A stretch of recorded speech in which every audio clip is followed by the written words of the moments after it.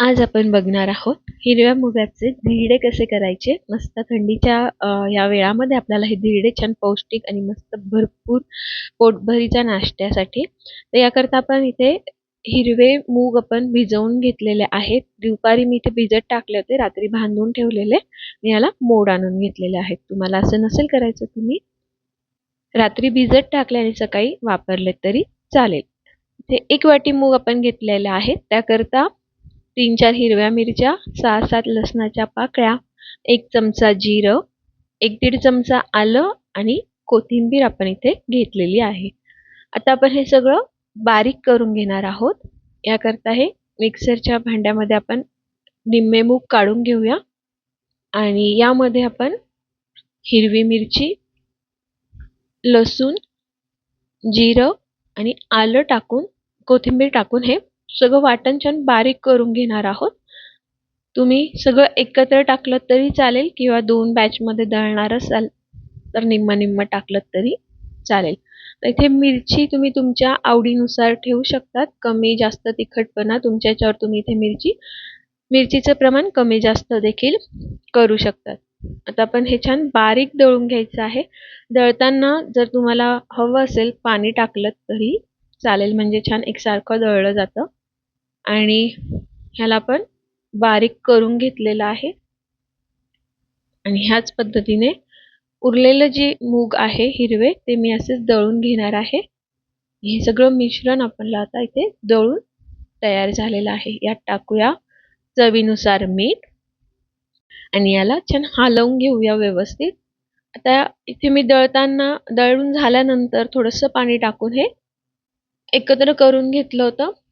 तर कन्सिस्टन्सी बघून पाण्याची तुम्ही इथे पाणी कमी जास्त केलं तरी चालेल, पण एवढं पातळ आपल्याला पुरेसं आहे।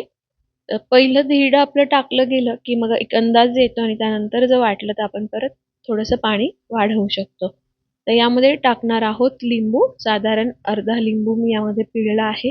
याने छान चव येते, आपले धिरडे छान होतात, मस्त लागतात। तर त्याला सगळं छान एकत्र करून घेऊया आणि सगळं हलवून झालं व्यवस्थित की धिरडे करायला घेऊयात।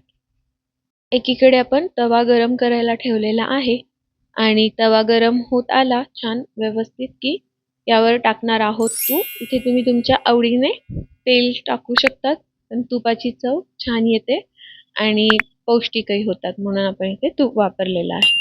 यावर धिरडं टाकून घेणार आहोत आणि याला छान एकसारखं पसरवून घेणार आहोत। आता पहिलं आपलं धिरडं झालं ना की आपल्याला अंदाज येतो, सुरुवातीला थोडं घट्टच ठेवलं तरी चालतं पीठ। पहिला धिरड्यानंतर आपल्याला अंदाज येतो आणि हवं तर आपण पाणी वाढवू शकतो। सुरुवातीलाच पातळ करू नका, कारण आपण यामध्ये बाइंडिंगसाठी दुसरं काहीही वापरलेलं नाही, फक्त हिरवे मूग वापरलेले आहेत। त्यामुळे एकदम पातळ न करता एक अंदाज घेऊन मग आपण पाणी वाढवणार आहोत। पण आता हे जे आपलं धिरडं आहे हे एक बाजूने छान शेकलं गेलेलं आहे आणि व्यवस्थित उलटलं जात आहे। याचा अर्थ ही कन्सिस्टन्सी जी आहे पाण्याची ती प्रॉपर आहे। यामध्ये मी साधारण एक वाटी पाणी यामध्ये आपण टाकलेलं आहे त्या पूर्ण मिश्रणासाठी। आता धिरडं आपण इथे उलटवून घेतलेला आहे, त्यावर परत थोडंसं तूप टाकूया आणि याची दुसरी बाजू देखील अशीच शेकून घेऊया आणि दुसरी बाजू पण आता आपण पलटून बघूया। याला जास्त वेळ लागत नाही, साधारण 2-3 मिनिटं एका बाजूला, 2-3 मिनिटं एका बाजूला आणि हे मस्त असं खरपूस तयार होतं। तुम्हाला हवं तर तुम्ही याला छान पातळ टाकून अगदी डोश्यासारखं देखील बनवू शकतात आणि खूपच तुम्हाला पातळ डोस्यासारखं करायचं असेल तर यामध्ये थोडंसं डाळीचं पीठ मिक्स केलं तर हे खूप छान अगदी पातळ टाकता येतात। आता दुसरंही धिरडं आपण इथे टाकून घेणार आहोत। याच पद्धतीने मी इथे सगळे एक एक करून धिरडे बनवते। तुम्ही इथे बघू शकतात आता आपले तवा सुद्धा व्यवस्थित तापला गेलेला आहे। दुसरं धिरडं तुम्ही इथे बघाल छान व्यवस्थित टाकलं गेलेलं आहे आणि याच पद्धतीने आता आपण आपले धिरडे बनवून घेऊयात। तोपर्यंत तुम्ही रेसिपीला लाईक करा, व्हिडिओ आवडला असेल, रेसिपी आवडत असेल तर लाईक शेअर करा आणि चॅनलवर नवीन असाल तर सबस्क्राईब करायला विसरू नका।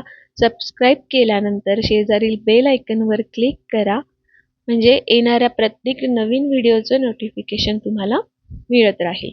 इथे तुम्ही बघाल आपले धिरडं दोन्ही साईडने मस्त शेकलं गेलेलं आहे आणि खूप छान झालेलं आहे. आपण हे काढून घेऊया. याच पद्धतीने मी उरलेल्या पिठाचेही धिरडे बनवून घेतलेले आहेत आणि हे तुम्ही लोणच्यासोबत, चटणीसोबत किंवा सॉससोबत देखील सर्व करू शकतात. इथे मी पुदिन्याची आणि हिरव्या मिरचीची चटणी बनवून घेतलेली आहे. त्याच्यासोबत आपण हे घेणार आहोत. तर तुमच्या आवडीनुसार तुम्ही हे कशासोबतही खाऊ शकतात. अगदी दह्यासोबत सुद्धा हे छान लागतात. तर नक्की करून बघा आणि कसे झाले आहेत ते कमेंट्समध्ये नक्की सांगा. भेटूया पुढच्या व्हिडिओत. तोपर्यंत नमस्ते.